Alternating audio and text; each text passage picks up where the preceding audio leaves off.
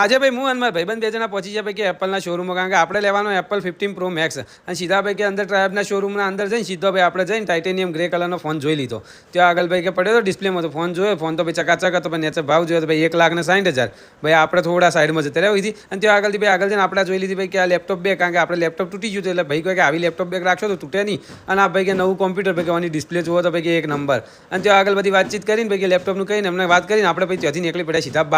બહાર જઈને આપણે સીધા જતા રહ્યા ભાઈ રિલાયન્સ ટ્રેન્ડમાં ભાઈ કે ઓફરે ચાલતી હતી, એટલે આપણે સીધા જતા રહ્યા રિલાયન્સ ટ્રેન્ડમાં